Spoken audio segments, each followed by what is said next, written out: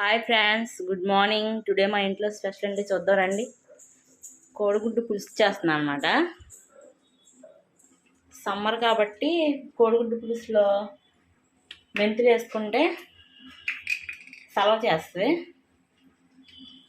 ఇదిగో బాండి హీట్ ఎక్కిందనమాట. ఇది ఆయిల్ వేసుకుందాం. ఆయిల్ వేసుకొని కొంచెం మెంతులు వేసుకుందాం. ఇంకో పులుసులో సమ్మర్లో మెంతులు వేసుకుంటే సలవ చేస్తుంది అన్నమాట. మెంతులు అయితే ఎగుతున్నాయి.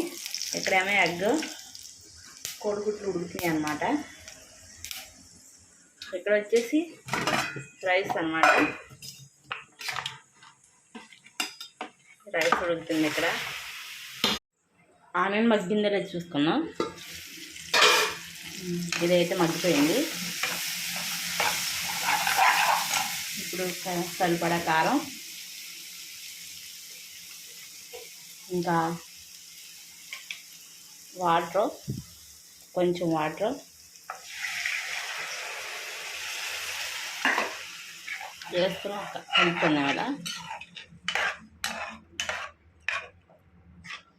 కలుపుకొని ఉడకబెట్టిన కోడిగుడ్లు ఈ చాకుతో చిన్న కన్నాల్లా పెట్టుకోవాలి ఎగ్ని. అప్పుడు ఆ పులుసు దీంట్లోకి వెళ్తుంది అనమాట. బాగుంటుంది టేస్ట్.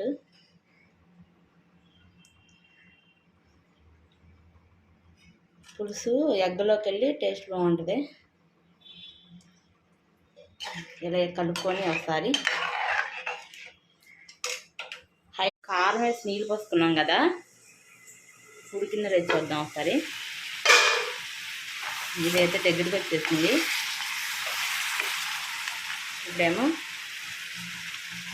చింతపండు పులుసు వేసుకున్నాం.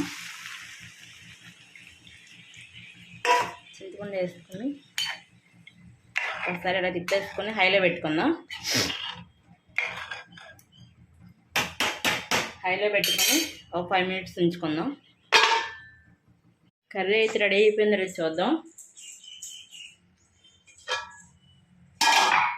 కర్రీ అయితే రెడీ అయిపోయింది. ఇలా ఆయిల్ పైకి వచ్చింది కదా, ఇదైతే కర్రీ అయితే రెడీ అయిపోయింది.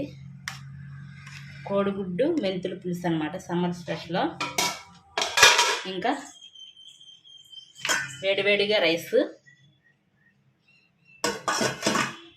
నేను వంట అయిపోయాక కిచెన్ అంతా ఇలా క్లీన్ చేసుకుంటాను అనమాట.